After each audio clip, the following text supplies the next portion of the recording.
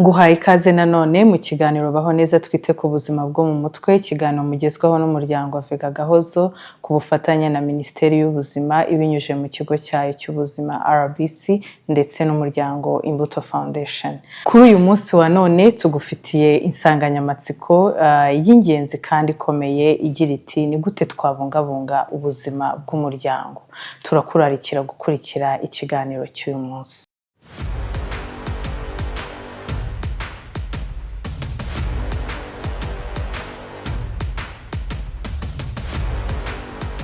Ku isi muri rusange ndetse no mu muryango nyarwanda harimo haragaragara ko ubwiyongere bw'ibibazo byo mu muryango, aho uri gusanga tugira cases zitandukanye za divorce.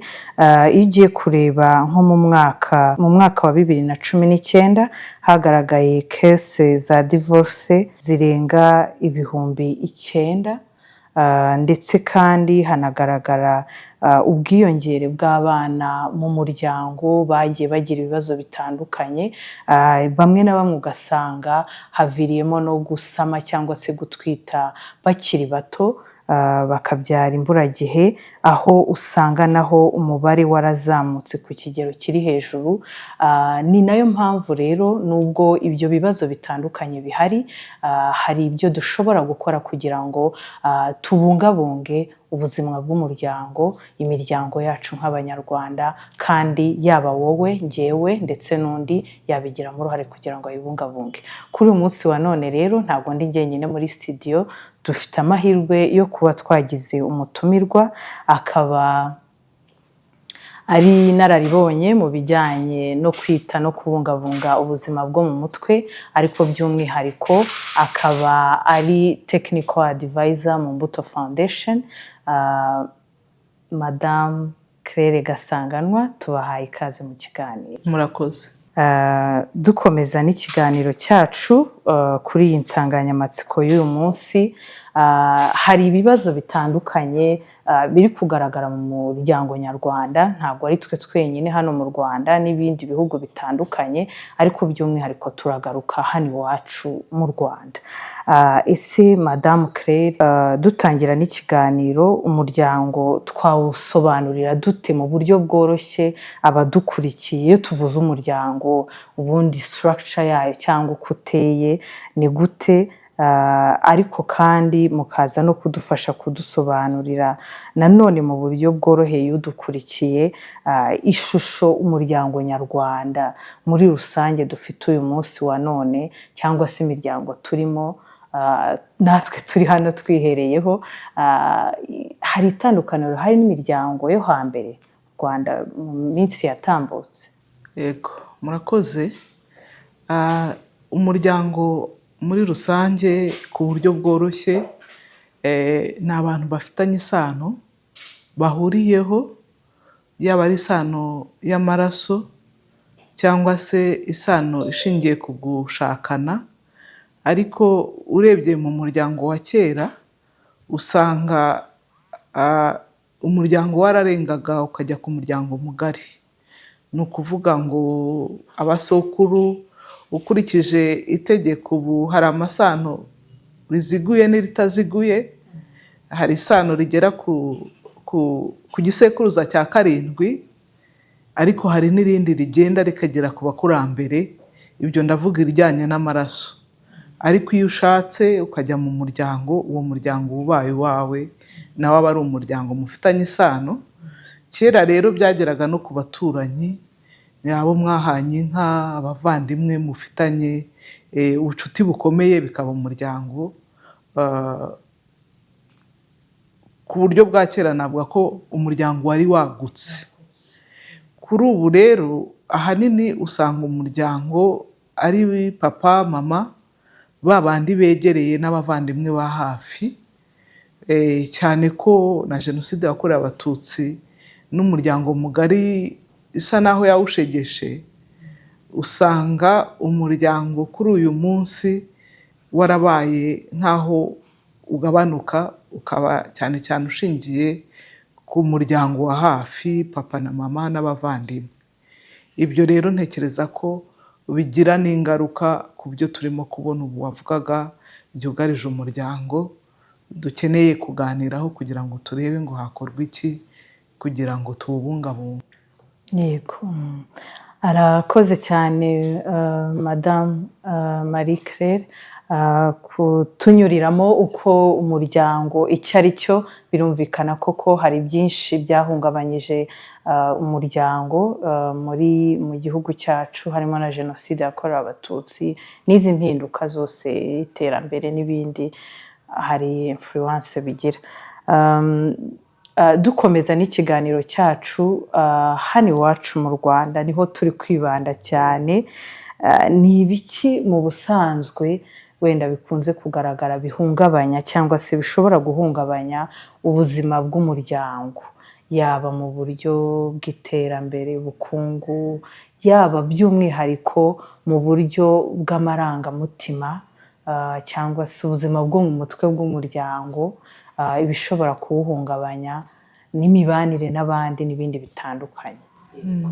Urakoze. Wenda mbere y'uko ngera ku byawuhungabanya nashaka kugaruka ku kintu gitoya, ubundi ni nk'inshingano z'umuryango. Ngira ngo n'itegeko nshinga ry'u Rwanda rivuga ko umuryango niwe navuga ko ari nk'ubungabunga ubunyarwanda. No mu kinyarwanda bajya bavuga ngo iyo utazi iyo uva ntumenye iyo ujya. Umuryango rero ubundi ufite inshingano zo kurera, kubaka umuntu akiri mutoya, ukamuha indangagaciro, ukamuha ubupfura, ukamuha kumenya ikibi n'icyiza.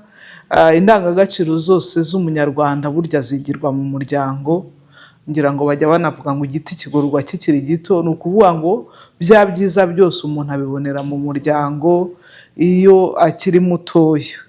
Rero icyo umuryango ukora cyangwa wakoraga cyubahirizaga umuco na za ndangagaciro. Ariko iyo turebye mu gihe cy'ubu, ababyeyi cyangwa abo barezi bashinzwe no kubungabunga no guha wa muntu ireme rizatuma aba mukuru, usanga nabo bagowe. Kugorwa n'ibiriho, isi yabaye ngari niba ariko nabivuga, hari ikoranabuhanga.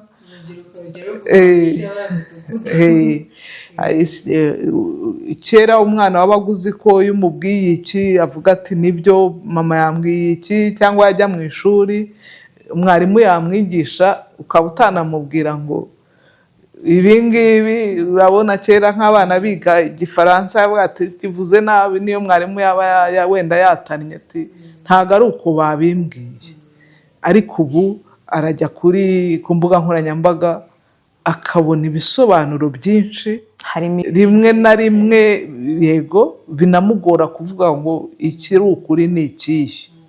N'ababyeyi rero ni uko mu kurera usanga wenda duhereye ku bukungu, hari ibikenewe mu rugo, byaba ari ibyita ku buzima rusange busanzwe, ariko n'iterambere ry'urugo, amashuri y'abana, imirire y'ibanze.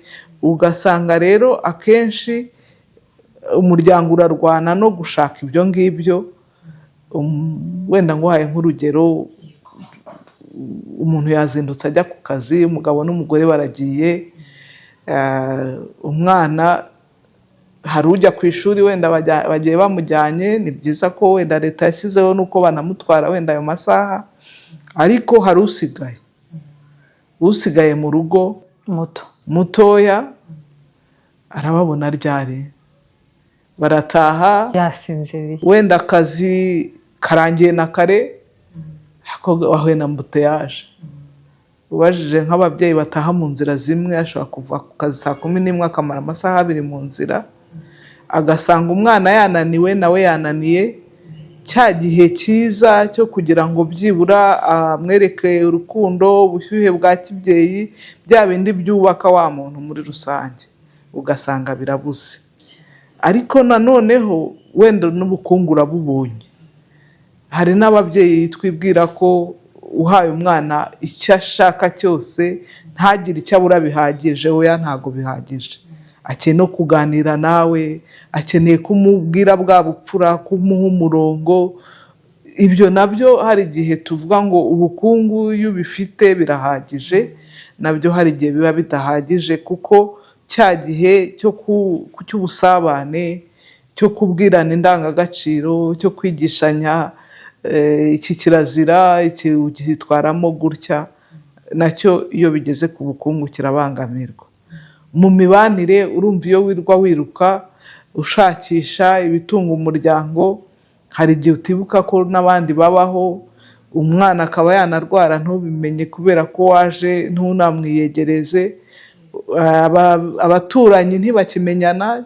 Navuze ko kera umwana yabaga ari umuturanyi yamubona nawe ari mu yego, yaba ari mu bibi akamucyaha, yaba ari mu byiza akamwigisha, ukabona nyine ko ubwo bufatanye bwari buhari.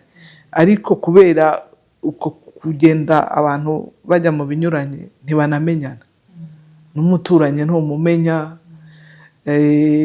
Hari noneho n'ibiduhuza nk'abanyarwanda by'umuganda n'ibindi, ugasanga abantu bihugiyeho nabo ntibawugiyemo, byibura ngo bwa busabane bunaboneke aho batuye, banamenyana, avuga tuyu ni kanaka, nabona umwana hasohosa turiya n'uwa kanaka. Nabyo ugasanga ni ibibazo mu bijyanye n'imibanire, ariko bikaba bibi cyane iyo imibanire ipfiriye mu rugo imbere, amakimbirane mu muryango. Umubyeyi wenda hari ibyo batumvikanyeho bihereye no kuri bwa bukungu, imikoreshereze y'umutungo, ibyinjiye ibyasohotse, bagatangira gushwana ntibongere kuvugana. Cyane cyane bigira ingaruka no kuri ba bana turimo kurera, ukavuga ngo ese wa muntu uko atamenye yava twamucanze nk'ababyeyi. Ku cyo muvuze no kutamenya, sinzi uko ni nka boundary, kirazira mu muryango ngo abantu babashe kuyubaka. Ni mu minsi yashize twarimo tuganira, hari abo twaganiraga bavuga bati kera ku mwana yajyaga mu ruganiriro, ababyeyi wenda hari ababasuye, noneho umubyeyi akamureba, niba ari mama cyangwa papa, akamenya ko atagomba guhagarara hejuru y'abashyitsi, akamenya ko ari bwicare cyangwa ari bubahe akanya bagakomeza bakaganira, amurebye gusa. Bakagira mu buryo bwa kominikasiyo atavuze, ariko umwana akamenya icyo umubyeyi amubwiye. Ibyo ubu kubyubaka ndibaza ko bigoye. Ariko icyo nashaka ko tugarukaho cyane wenda gifasha, twavuze gutandukana kw'ingo, ariko urugo iyo rwubakwa ni ukuvuga ngo hari ibintu by'ingenzi nk'ibyo ngibyo. Amakimbirane burya abantu bahura batandukanye, gutandukana kwabo kugatuma buzuzanya. Iyo uzi ko hari icyo mfite udafite, cyakabaye cyiza ko nkigiraho tukuzuzanya. Cyaba ari kibi tukagira umwanya wo kukiganiraho, tukavuga ariko iki ngiki byagenda gutya, abantu barahinduka, ukaba wamwigiraho ugahinduka. Ariko hari igihe kiba intandaro noneho yo gukuza amakimbirane, kubera ko hari ibyo utabashije kwihanganira, ko hari ibyo mutavuganye ngo uvuge uti ibi ngibi reka tubigenze gutya. Bikaba bibi rero noneho iyo mubikora imbere y'abana. Hari abantu bibwira ko umwana iyo akiri muto, yaba ari uruhinja, aba atabibona, ariko umwana abyumva mu mubiri wawe, kuko umubiri wonyine iyo urakaye hari imisemburo y'uburakari izana n'uburyo nawe uhumeka, uburyo wamufataga arabyumva kandi ntibimwubake, bikamwangiza. Ku buryo ntekereza ko nacyo ari ikintu gikomeye nk'umuryango dukwiye kubaka, ubusabane mu muryango, kwa kwihanganirana biba mu ndangagaciro, kwa kwiga ukoroherana, ukavuga uti bireka tubigenze gutya. Rimwe na rimwe yaba ari n'igihe cy'uburakari ukamenya kubucunga, ukasa n'uwigira inyuma, ukaza kugaruka bwabaye kugira ngo ibiganiro bigende neza. Ibyo ntibigora benshi. Ego, ni ibintu bitoroshye, ariko iyo umwitozo ukoze birakunda, kugira ngo wubake rwa rugo. urugo rwubakwa no kwihangana no kwitoza. Hari igihe abantu bajya bavuga ngo abajene bajya mu rugo bazi ko yarebye Cleo akabona umwana mwiza arakeye atera ibiparu, barasohoka bakaryoshya bya bindi, akumva ko no mu rugo ariko bizagenda. Ariko iyo bigeze mu rugo aba ari inshingano mugomba gufata, mugafata ibyemezo rimwe na rimwe, umwe akavuga ati bigende gutyo undi wapi. Ibyo byemezo bigomba kumvikanwaho kugira ngo urugo rugende neza. Ni umwitozo rero, ntabwo ari ibintu bishobora kuza wenda uyu munsi, bisaba kubyubaka. Ntihazagire ugushuka ngo biroroha, ariko ni umwitozo ugomba guhoraho. Ubwo ni mu mibanire. Iyo rero imibanire imeze neza, duhereye mu rugo, ndavuga wa muryango mutoya, no mu muryango mugari bigeramo, no mu baturanyi bikageramo, niho dukwiye kubyubakira. Ubwo twavuze mu mitekerereze rero, no twavuga tujyanye no kubaka ubuzima bwo mu mutwe. Iyo uwo mwana yubatswe hakiri kare, ntimushwane, amakimbirane akagabanuka, mukamutoza za ndangagaciro, ibi babigenza gutya, ibi babigenza gutya, iyo ubabaye bigenda gutya. Ni no kubaka ubudahangarwa bw'umwana bwo kuzahangana n'ibibazo bibaho mu buzima, kuko ibibazo bibaho ntaho tubihungira. Ariko iyo bibaye ubyitwaramo ese ntibiguhungabanya? Iyo biguhungabanyije rero bisaba ko hari ikindi kibando ujya gushaka cyo kwicumba, rimwe na rimwe nacyo kikaba atari cyiza. Ubwo ndavuga kujya mu biyobyabwenge, mu nzoga, akavuga uti yantesheje umutwe, reka muhunge njye kwinywera kamwe. Ubuhungiro nabwo bikarangira noneho ubaye imbata, na ryagariro rikagorana. No ku mwana rero ntekereza ko ari uko kubaka ubusabane, kubaka ubudahangarwa bihera aho ngaho. Ndumva muri make. Yego. Murakoze cyane, no kubashimira.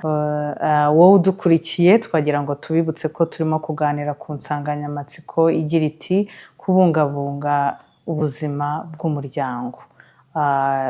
Komeza kudukurikira kugira ngo ubashe kumenya noneho mu buryo bwimbitse icyo wakora kugira ngo ubungabunge umuryango wawe, ubungabunge umuryango mugari, kuko buri wese yabigiramo uruhare. Arakoze cyane, yatubwiye cyane ibishobora guhungabanya umuryango, yaba umuryango muto ndetse n'umuryango mugari.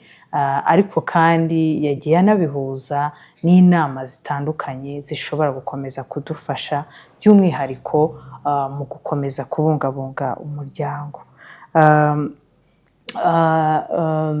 Dukomeza n'ikiganiro cyacu, hari byinshi mutubwiye bishobora guhungabanya umuryango. Harimo ibyo bijyanye no kutaganira n'ubusabane budahagije mu muryango, ayo makimbirane biza no kugera ku burere bw'abana n'umuryango mugari muri rusange. Ariko se tumaze kubona byinshi bitandukanye bishobora guhungabanya umuryango, yaba wa muryango muto mwatubwiraga ndetse n'umuryango mugari. Ariko se muri rusange twasangiza abadukurikiye ni ibiki byagaburira umuryango, reka mvuge muri iyo mvugo, cyangwa se byatuma udukurikiye ari buze kumva ni iki nagenda nkora, ni nk'inama, ni iki nagenda nkora kugira ngo ngaburire cyangwa nkomeze kwita kuri wa muryango wanjye, kugira ngo ukomeze kugira ubuzima bwiza, yaba muri bya bice byose, za nguni, ubukungu, ubuzima bwiza bwo mu mutwe bw'abagize umuryango, amarangamutima n'ibindi, n'imibanire n'abandi. Navuga ko duhereye ku muryango wa bugufi, kubaka urukundo n'ubwubahane, kubahana, ariko no kunyurwa kunyurwa n'ibyo ufite hari igihe wenda hari ibyo ntavuze mu bisenya umuryango, hari igihe nta rugo rwubaka urundi. Kurebera ku bandi ukavuga kwa kana bameze gutya, baguze imodoka, bageze gute, nyurwa n'ibyo ufite ahubwo uharanire kubyongera nawe uzagere ku byawe runaka. Ibyo aba ari ingenzi cyane, ariko bibaho mu rukundo ndetse n'ubufatanye. Bike mufite mukabihuriza hamwe, cyangwa byinshi mufite mukabihuriza hamwe, mukabibyaza ibindi kubera ko muhuje. Niko navuga, ariko ibyo ntibishoboka hatariho ubusabane mu muryango, kuganira. Burya n'abagira ibyo bapanga muri gahunda zabo, yaba ari gahunda uzarebe n'ibihugu bidafite gahunda irambye n'iterambere ntirigerwaho. N'urugo nuko, muri aho ukorera mu kigo bagira gahunda y'umwaka, gahunda y'imyaka 5. N'urugo rero ntirubaho rudafite gahunda. Iyo gahunda ntishoboka mutayiganiriyeho ngo mvuge ngo turifuza iki, tuzabigiraho gute, ese tuzashyiramo iki, tuzafashwa nande. Ibyo bintu byose mukabishyira mu mwanya wo kuganira, gukemura ibibazo mu mahoro. Niba hari ikibaye mukakiganiraho kigakemuka, bitabaye intambara. Wa mugani hari abajya babivuga abajene ubu ngo ntubigire intambara, ariko ubona nk'izo mvugo hari igihe zipfobya kwa kuganira, bigatuma bya bintu wumva ko byoroshye, ejo cyangwa ejo bundi bikaba cya kintu kiremereye noneho cy'intambara. Wa mugani mutabasha kuganiraho kubera ko mwatwise ko ari dutoya, ntimwatuganiraho hakiri kare. Nahoze mbona Minisitiri w'Umuco avuga ati hari imvugo, hari igihe tuzivuga tutazi ko hari icyo zangiza.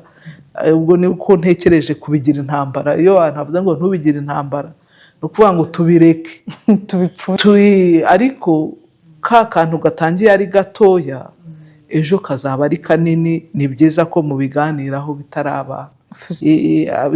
bitararenga. Ariko imicungire myiza y'umutungo nayo burya irubaka. Gutegura ingengo y'imari, abenshi batinyitegura se, mpereye kuki? Ni nk'abavuga ati ntago wasevinga nta n'icyo ufite. Ariko muri ya micungire ducyo ufite dupangire gahunda, utaza gupanga irenze ubushobozi, bigatuma na ya makimbirane ahaba. Ubwo no kwizigama, iyo bishobotse hari icyo wigomwa kugira ngo uzigamire ejo hazaza utazi uko hazaba hameze. Kwirinda imyenda itari ngombwa. Hari igihe umuntu aguza, aha wenda ndagaruka no ku bintu, hari abasigaye banipoteka nk'imodoka niba ari umugore cyangwa umugabo wo bashakanye atabizi, kubera ko ashaka ideni ariko atari bumubwire. Yego, ubwo ndahuza na bya bindi twahereho byo kunyurwa. Hari n'ibindi byateye usanga birimo bigenda bifata no mu miryango no mu rubyiruko, nk'ibyo byo gutanga imyenda. Ari ibintu babyita ngo iki mu Kinyarwanda, sinzi uko babyita, ariko bino byo gutega ugamije inyungu, bya betingi. Yego, birimo birangiza y'amahirwe. Ni amahirwe nyine, kandi n'uwabikoze azi amahirwe arimo, nawe akeneye inyungu. Akenshi rero usanga muri ya myenda harimo no kuvuga ngo reka njye gushaka. Ntunyurwe n'uko uri ngo ducyo tubyaze neza, ukavuga hariya nteyemo byagira gutya. Ku buryo ubu nagira ngo mbwire n'abantu ko buriya iyo ubigiyemo biba imbata, bikaba n'ikintu cy'uburwayi bwo mu mutwe, ubu buvurwa kubera ko byakurenze ntubashe kugira. Iyo byakurenze rero urumva n'umuryango urahazaharira, ukabura ikiwutunga, amakimbirane akaza. Ubwo mu kwirinda imyenda ni no kwirinda kujya mu bintu by'amahirwe umuntu atateganije. Ariko ibyo ntibishoboka udafite ubuzima bwiza. Ndavuga umubiri ufite imbaraga, gukora siporo, imirire myiza iboneye, ukamenya ngo umubiri wanjye ukeneye indyo yuzuye, ukeneye kuruhuka, ukeneye kunywa amazi, ukawufata neza nyine, kuko udafite umubiri n'ibyo tuvuga bindi by'imibanire n'ibindi ntibyashoboka.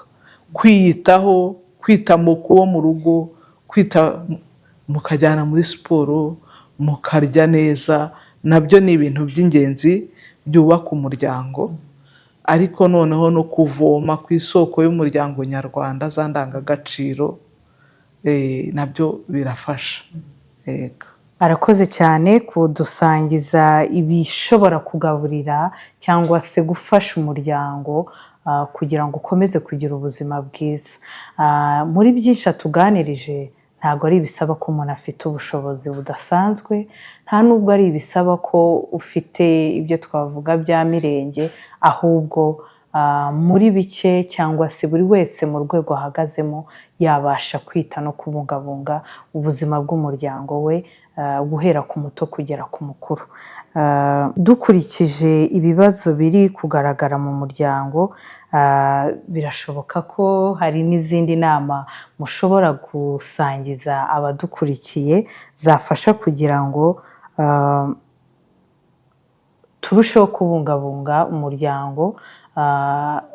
Minisiteri y'Umuryango n'Iterambere hari imvugo nziza ikunze kuvugwa ko ni umuryango utekanye kandi ushoboye. Urakoze cyane. Ni kugira ngo tubigereho, hari n'izindi nama mushobora kuba mwaduha kugira ngo abadukurikiye barusheho kumva icyo nakora. Murakoze. Nk'uko nabivuze, ahanini iyo uvuze umuryango akenshi uhera ku muryango papa na mama mu rugo aho hafi. Icyo navuga, twabonye ibibangamira umuryango w'ubukungu. Hagomba kubaho gahunda yo kumenya guhuza inshingano. Guhuza inshingano, wenda nk'umukozi wa leta, umukozi wa vega, ariko uri umugore mu rugo, ukaba n'umubyeyi. Izo nshingano urazihuza gute kugira ngo wubake cyane cyane wa mwana, kuko niho umuryango utangirira. Twabonye ko urugo ari ishingiro, ariko wubake n'uwo mwashakanye. Ibyo rero birashoboka, ukamenya gahunda uko ubipanga kugira ngo hatagira inshingano imwe ibangamira indi. Ikindi ni ukuganira ku bibazo hakiri kare, nta gutekereza ko bikura cyangwa ubihishe uvuge ngo niko zubakwa, reka nceceke. Oya, muganire hakiri kare, mugireho gahunda yo kuganira kuri gahunda z'urugo, ndetse na gahunda wiriwemo, umubwire icyagushimishije, museke, mubone na wa mwanya wo kuruhura no kuruhura mu mutwe, kubera ko wa muntu mubana niwe wa hafi ugutega amatwi mbere y'uko ujya ahandi. Ariko no kwirinda ihohoterwa iryo ari ryo ryose. Burya nta kintu kitihanganirwa. Niyo urakaye urabanza ugatuza mukabiganiraho, kuko ihohoterwa ririca cyane. Kandi niba hari ibikomere ufite, hari igihe umuntu atabimenya bikamwangiza, bikaba nk'uruhererekane. Nabyo ni byiza ko iyo muganiriye urabimenya, ukaba washaka n'ubufasha hakiri kare. Ariko kwigisha abana indangagaciro, kubigisha kubaha, gukunda umurimo bakiri batoya, ukabatoza kugira utwo bikorera, mwarangiza mukita no ku buzima, imirire, siporo.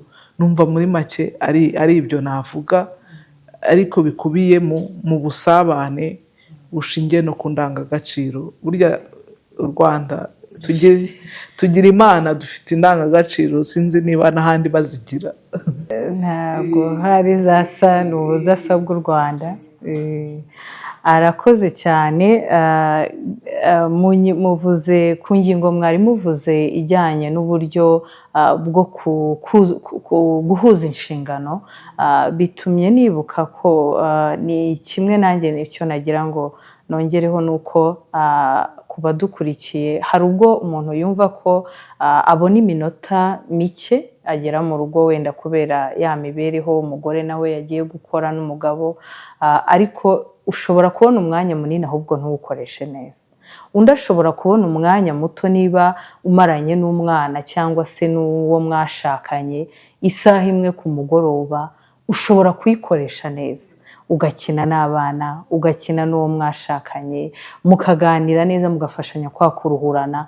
Rero ahubwo wa mwanya ushobora kugira munini ukaba toxique cyangwa ukawukoresha utaganira neza, wundi akabona muto kandi akawubyaza umusaruro. Rero umwanya dushobora kugira mu muryango turi hamwe ushobora kuba uw'umumaro nubwo uko waba ungana kose. Tugana ku musozo w'ikiganiro cyacu ariko tunabashimira cyane, ni ubuhe butumwa bugufi mwaha abadukurikiye n'umuryango mugari muri rusange? Murakoze. Biragoye ngira ngo ubuyobozi bukuru bw'igihugu duhereye no kuri naturutse mu Mbuto Foundation, duhereye no kuri First Lady, ikintu ahora avuga gishishikaje no kubaka umuryango nyarwanda.